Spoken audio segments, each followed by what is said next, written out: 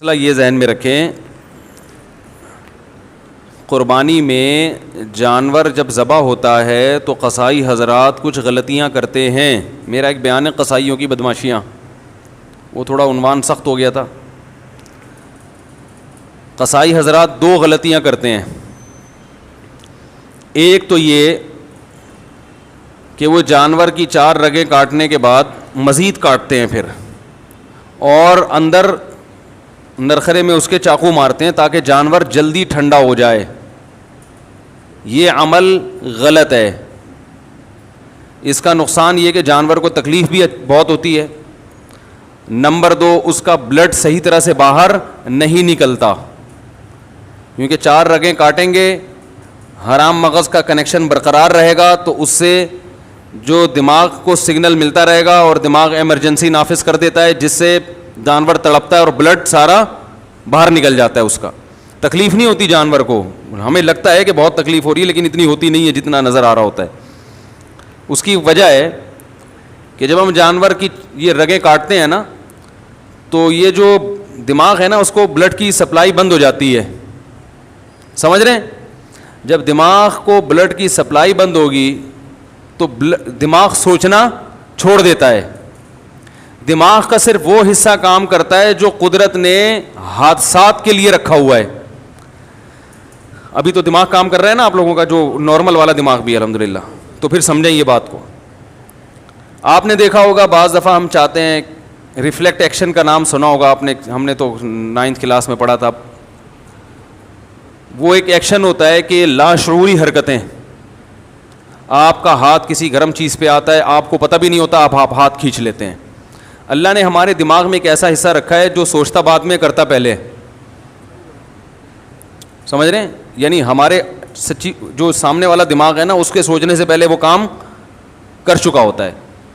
اس کی حص اللہ نے بہت تیز رکھی ہے، وہ ہمیں حادثے سے بچانے کے لیے ہے، کیونکہ حادثات میں ایسا ہوتا ہے کہ اگر آپ سوچنا شروع کر دو گے تو حادثہ ہو چکا ہوگا۔ گرم چیز پہ ہاتھ آیا کافی دیر کے بعد، یہ استری کسی نے رکھ دی کافی دیر کے بعد آپ کو محسوس ہوا تو اس وقت تو بھیڑا گھرک ہو چکا ہوتا ہے۔ آپ دیکھیں کوئی اچانک خوف زدہ چیز سامنے آتی ہے، ہم ایک دم سے اچھل جاتے ہیں، حالانکہ ابھی نیت نہیں کی ہوتی اچھلنے کی، اچھل پہلے چکے ہوتے ہیں۔ جن بعد میں دیکھا ہوتا ہے ہم نے، اور پھر یہ تو بہت بعد میں پتہ چلتا ہے کہ یہ سچی مچی کا جن بھی نہیں ہے، یہ تو 1 ہفتے بعد پتہ چلتا ہے۔ تو بہت سی حرکتیں ہماری ایسی ہوتی ہیں۔ تو جانور میں بھی جب ہم 4 رگیں کاٹتے ہیں تو اس کا جو دماغ جو درد محسوس کرنے والا حصہ ہے نا، وہاں بلڈ کا سرکولیشن ختم، وہ سن ہو جاتا ہے۔ لیکن وہ حصہ جو ایمرجنسی نافذ کرنے والا ہے، وہ ایمرجنسی میں جو آرڈر دینے والا حصہ وہ کام کرتا رہتا ہے، وہ حرام مغز کی وجہ سے اس کا کنیکشن باقی رہتا ہے۔ وہ باڈی کو میسج دیتا ہے کچھ خطرہ ہوا ہے، باڈی تڑپتی ہے، تو تڑپنے سے کیا ہوتا ہے کہ بلڈ اچھی طرح نکل جاتا ہے۔ کسائی کیا کرتے ہیں، وہ نوک لے کے حلق میں ماری اس کے، تو وہ جو اس سے وہ رگ کٹ جاتی ہے حرام مغز والی، جس سے دماغ کا مکمل کنیکشن باڈی کے ساتھ ختم ہو جاتا ہے، سمجھ رہے ہیں؟ اس سے باڈی تڑپنا ختم کر دیتی ہے، بلڈ اچھی طرح سے جانور کا نکلتا نہیں ہے۔ تو یہ طریقہ مکروہ ہے، ناپسندیدہ ہے، شریعت نے جو ذبح کا طریقہ بتایا ہے اس کے خلاف ہے۔ ایک اور مثال سے سمجھاتا ہوں۔ دیکھو چھپکلی ہے نا، چھپکلی دیکھی ہوگی، اکثر جب ہم چھپکلی مارتے ہیں تو اس کی دم کٹ جاتی ہے، دم تڑپتی ہے، اس سے جان نکل رہی ہے، لیکن دم کو تکلیف ہوتی ہے؟ اس لیے نہیں ہوتی کہ اس کے پاس تکلیف محسوس کرنے کے لیے دماغ نہیں ہے۔ اور جو دماغ جہاں ہے نا چھپکلی کے، اس کو بھی تکلیف اس لیے نہیں ہوتی کہ اس کے پاس اب دم نہیں رہی ہے۔ ارے تکلیف تو گزر رہی ہے دم پہ نا، دم پہ تکلیف گزر رہی ہے، خوب تڑپ رہی ہے، لیکن دماغ جو اس تکلیف کو محسوس کرتا وہ اس لیے محسوس نہیں کرتا کہ جس پہ تکلیف گزر رہی ہے وہ اب دماغ کے پاس ہے نہیں، اس کا دماغ سے کنیکشن ختم ہو چکا ہے۔ تو وہ تڑپ تو رہی ہوتی ہے چھپکلی کی دم، یوں اس پہ جان نکل رہی ہے تو وہ خوب تڑپ رہی ہے، لیکن نہ دم کو تکلیف نہ چھپکلی کو تکلیف۔ چھپکلی کو صرف اس حصے پہ تکلیف ہوتی ہے جہاں کٹ لگا ہوا ہے، اس کا کنیکشن ابھی چھپکلی سے باقی ہے۔ وہ جو دم کے یوں کلابازیاں کھا رہی ہیں اسے ترس تو بہت آئے گا، بہت ترس آئے گا، ہائے بیچاری کی دم، ہائے بیچاری دم کے ساتھ کیا ہوا. لیکن دم کو تکلیف اس لیے نہیں ہے کہ اس کے پاس دماغ نہیں ہے تکلیف محسوس کرنے کے لیے، اور دماغ کو تکلیف اس لیے نہیں ہے کہ اس کے پاس تڑپتی ہوئی دم سے کنیکشن اس کا ختم ہو چکا ہے، اس کے پاس دم نہیں ہے. تو دم کو تکلیف اس لیے نہیں کہ دماغ نہیں، دماغ کو اس لیے کے پاس دم نہیں ہے. یہ ایک فارمولہ یاد رکھیں آپ، ٹھیک ہے نا. تو یہ اللہ کا بہت بڑا انعام ہے ان جانوروں پر کہ ہمیں حکم دیا کہ ان کی جب جان لینی ہو تو ذبح کر کے لو.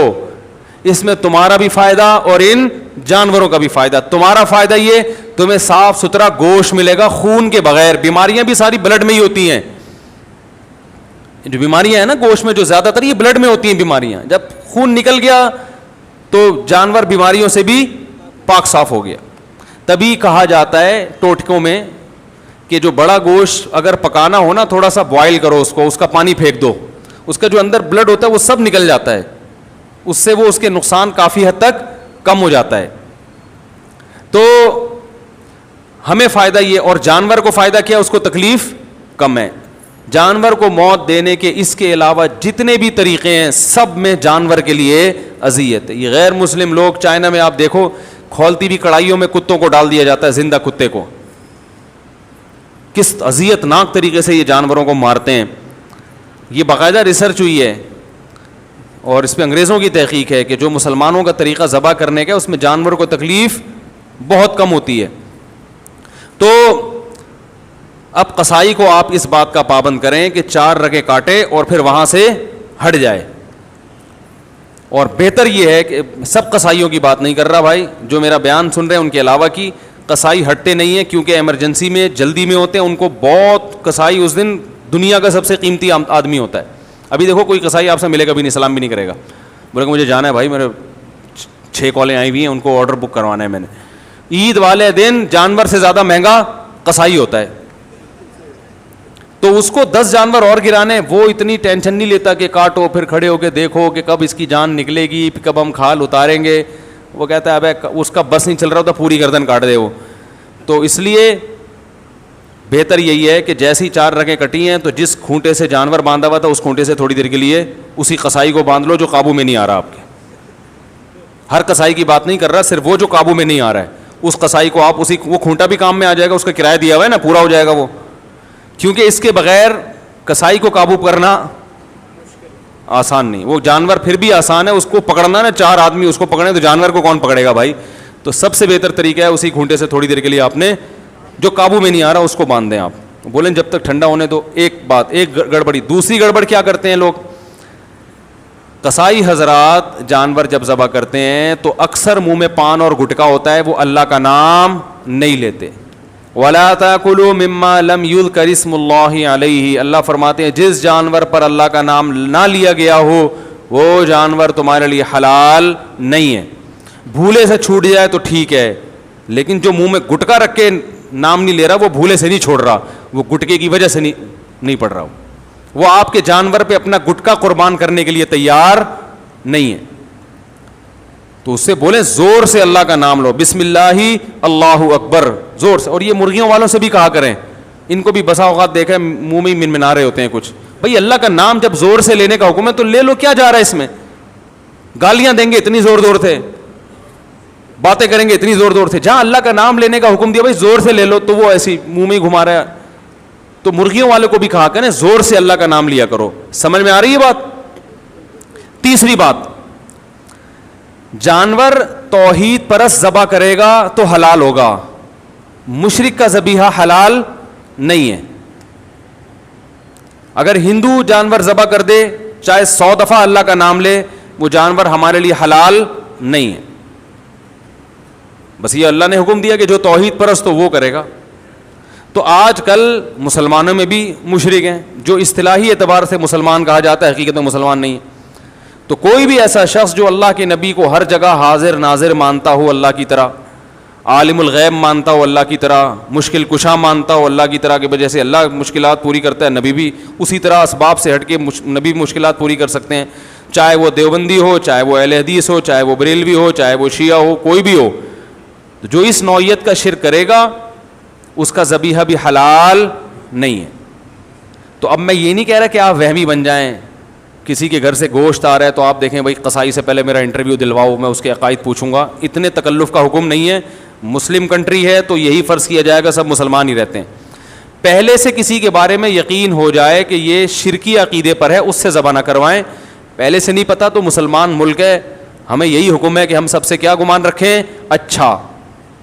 سمجھ رہے ہو؟ ہاں پہلے سے پتہ چل گیا, کیونکہ بقرعید کے دنوں میں بہت سے غیر مسلم بھی قصائی بنے ہوئے گھوم رہے ہوتے ہیں. سمجھ رہے ہیں؟ تو پہلے سے پتہ چل گیا تو پھر احتیاط لازم ہے. سمجھ رہے ہیں کہ نہیں سمجھ رہے؟ یہ تیسرا مسئلہ ہو گیا. تو بس یہ تین, اور تو کوئی مسئلہ نہیں پوچھنا کسی نے. ہاں دوسری بات یہ کہ بھائی جانور کو حدیث میں آتا ہے فَلْيُرِحْ ذَبِيحَتَهُ, جانور کو ذبح جب کرنے کا ارادہ ہو تو اس کو آرام پہنچاؤ. اناڑی کسائی بعض دفعہ آ جاتے ہیں, 1 گھنٹہ جانور کو گرانے میں لگا دیتے, جانور کی واٹ لگ جاتی ہے بیچارے کی. ایک تو آخرت کا سفر ہے اس کا, وہ تو کم از کم تمیز سے اس کو اللہ میاں کے پاس بھیج رہے ہو تو تمیز سے بھیجو اس کو اللہ میاں کے. وہ ادھر سے دھکے ادھر سے وہ بہت مصیبت بنا دیتے ہیں. ماہر قصائی ہوتے ہیں, ان سے کام کروانا چاہیے. اور ذبح خود کرو. قصائی سے آپ جانور گروا دیا, ذبح خود کریں. آپ کو اپنے عقیدے کا بھی پتہ, آپ اللہ کا نام بھی لوگے, کم از کم منہ میں گٹکا تو نہیں ہوگا نا آپ کے. علماء کہتے ہیں کہ نیک آدمی کے ذبیحے کا اثر گوشت میں آتا ہے, تبھی تو اللہ نے کہا کہ مشرک کا ذبیحہ حلال نہیں ہے, کچھ تو ہوگا نا اس میں. ٹھیک ہے, اس میں ایک بڑی حکمت یہ بھی ہے کہ وہ غیر اللہ کے لیے کیا کرتے تھے.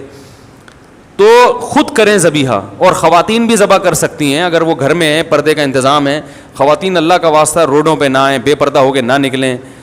آج کل یہ تہواروں کے نام پہ خواتین بے پردہ ہو جاتی ہیں, تو جہاں اپنے سارے محرم موجود ہیں, بے پردگی کا کوئی خطرہ نہیں ہے, تو وہاں وہ اپنے گھر میں اپنا بکرا خود ذبح کریں, اور پھر چھری کو چھپا کے رکھ دیں. آپ لوگ سے گزارش ہے تو جو ہے یا پردے میں آ کے کر لیں ذبح, تو اپنا ذبح, ورنہ کم از کم آپ کر لیں.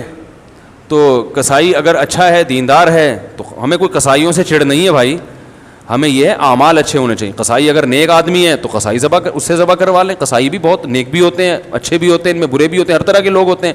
ہم میں اچھے برے ہر طرح کے ہوتے ہیں, تو ان میں بھی ہوتے ہیں. تو خود کر لیں تو زیادہ ثواب ہے کہ آپ اللہ کے سامنے اپنا جانور خود پیش کر رہے ہیں. اور جب جانور کا رخ قبلے کی طرف کیا جائے گا تو اپنا رخ قبلے کی طرف ہوگا. تو لوگ جانور کو اس اسٹائل سے گھماتے ہیں کہ خود قبلے کی طرف پیٹھ. یہ سنت عمل ہے, ضروری نہیں ہے. اس لیے کہہ رہا ہوں کہ بعض دفعہ جانور اتنا موٹا گھوم نہیں رہا, اب صبح سے لے کے دوپہر تک گھمانے میں لگا دیا اس کو قبلے کی طرف, وہ بددعائیں دے رہا ہے. تو اگر آسانی سے گھومتا ہے ٹھیک ہے, نہیں تو جدھر منہ ہے ادھر ہی کر دیں ذبح. اس کو قبلے کی طرف رخ کرنا کوئی ضروری نہیں ہے, آسانی سے قبلے کی طرف ہو سکتا ہے. اس طرح سے اس کی ٹانگیں قبلے کی طرف ہوں گی تو آپ کا سینہ قبلے کی طرف ہوگا. سمجھ رہے ہیں نا؟ تو اس طرح سے وہ قبلے کی طرف ہو جائے گا آپ کا سینہ, یعنی آپ جب ذبح کر رہے ہوں تو آپ کا رخ کدھر ہو؟ قبلے. تو اس سے جانور قبلہ رخ ہو جاتا ہے. اس کو کہتے ہیں جانور کا قبلہ ہونا. یعنی ہو انسان رہا ہے لیکن اسٹائل کیا ہے, تعبیر یہ ہوتی ہے کہ جانور, تو جانور بھی ہوتا ہے, آپ بھی ہو رہے ہوتے ہو. تو اور اس کے بعد وہ دعا پڑھ لو, انی وجہت وجہی للذی فطر السماوات والارض حنیفا وما انا من المشرکین. بعض لوگوں کو وہ دعا آتی نہیں ہے تو دیکھ کے پڑھ لیں. اگر دیکھ کے بھی نہیں پڑھنی آتی تو جانور کو اپنی دعا کی بھیٹ نہ چڑھاؤ.